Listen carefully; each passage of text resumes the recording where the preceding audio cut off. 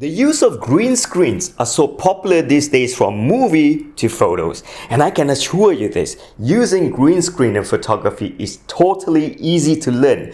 And in this video, which we broadcasted not too long ago in our premium courses series, premium courses can be found in my e-learning website here. And if you subscribe, every week you get new video lessons on photography, covering a wide genre of photography from lighting, stock photos, camera settings, artistic photography, portraits, street photography, whatever you can think of in photography, you can learn it in premium courses. So head on to my e-learning website here and check out and support my premium courses. And back to green screen. In this tutorial, I'm going to be sharing with you how you can use green screen photography and make your photos looking realistic, like they were shot exactly where the location you want them to be, without going to that location. So enjoy.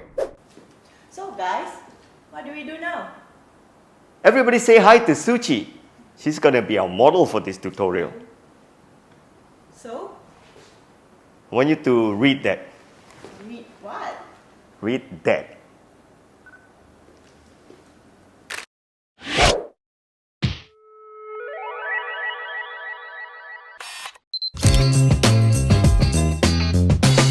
So viewers and subscribers, this is how the photo looks like when I remove the green screen and replace the background. Pretty realistic, isn't it? This is what you'll be learning in this lesson and a few more to come, realistic green screen photography. So what do you think it is? Does it look realistic? Yes, it is.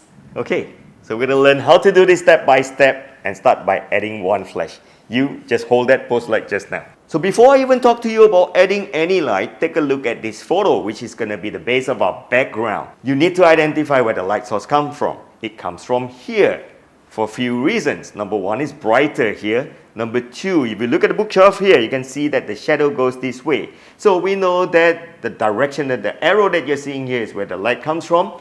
And hence, I'm going to take a light stand, plunge a Godox flash or any hot shoe flash that you have. Point it here. The first thing I need to do is turn this to optical remote, which is S1. After I've done this, I'm going to go on a wider zoom, because if you look at the photo again, you notice that the light that's from the back is actually quite wide. So I'm going to go with 28 millimeter. Once I'm done, I've got to figure out how powerful this light is. I wouldn't know. I would probably bring this down to say 1/16 or 32 to begin with first. I think 16 would be too high, 32. So at this point, I'm just taking a guess. Let me explain why I'm taking a guess. If you look at this photo, take a look at the depth of field here. Apparently that the girl is here and the book here is sharp. So this is the focal plane. But if you look at the front and the back, it starts falling off very blurry very quickly. So I would say it's a f2.8 photo. If it is a f2.8 photo, and to simulate the kind of indoor look, I'll probably go with an ISO of 400 or 800. So this light cannot be that bright. So I'm going to go with 1/32. So let's go through the camera settings here. It is actually an indoor shot in a bookstore, which means that the fluorescent light that we have here is good enough. I want you to ignore this video light. This is just for the video camera that's filming us now. So let's look at the ISO I would use. This is bright indoor, so I'm going to go with an ISO of 400. And then looking at the depth of field, I would reckon is at f2.8. So what I do now is take up the camera, make sure that I'm on average metering, and then just do a quick metering. I want this to be slightly underexposed, 1/3 of a stop or 2/3 of a stop below 0. That's because your subject needs to be darker, and when the subject is darker, you can make the subject brighter or darker. If you make the subject too bright, you cannot make your subject darker. If you have shot digital photos long enough, you know that if you want to err on the dark side. And my shutter speed now is 200, which means I'm using manual mode, ISO 400, f2.8, and a shutter speed of 200. If you were to do aperture priority, very simple. Go to your camera's exposure compensation, bring it down 1/3 of a stop, 2/3 of a stop, just like this on the exposure meter. So I'm getting about the same with the camera here at aperture priority. Good. The only thing that's left now is to pop this up, set this power to the lowest possible, so that you can trigger that, and ensure this is on manual power and not TTL, because the optical trigger can only be triggered successfully with a manual powered flash, which is as low as 10128. So let's take a shot. This is nice. Right, I like the fact that come here. You can see the reflection of the fluorescent light on Suu Kyi's sunglasses on her head. You know why I put the sunglasses on your head? Because when I see your profile picture on Facebook, every time you got a sunglass on your face, on your head, it looks amazing, right? So this is one of the best way to glam somebody up. And you notice that we put this specifically for a reason. The reflection of the glasses is going to be realistic.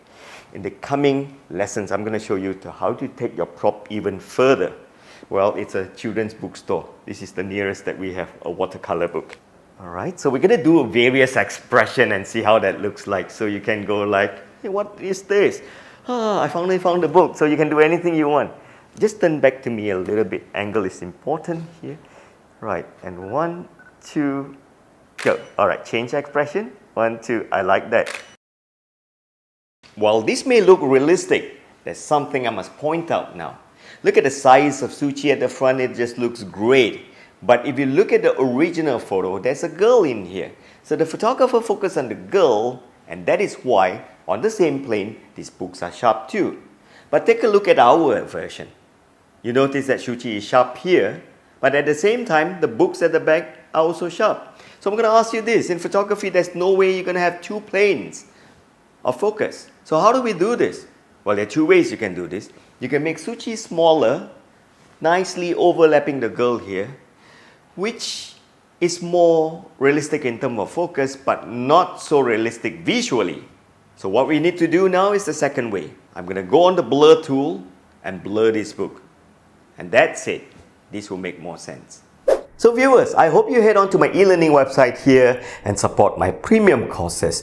And at the same time, check out all my e-learning courses here as well, covering a wide genre of photography topic, from portraits, lights, flashes, advanced flashes, landscape photography, business portraits, wedding photography, how to be a freelance photographer successfully. This is one of our newest courses. Head on to my e-learning website here and show some love and support. I'll see you in the next YouTube video.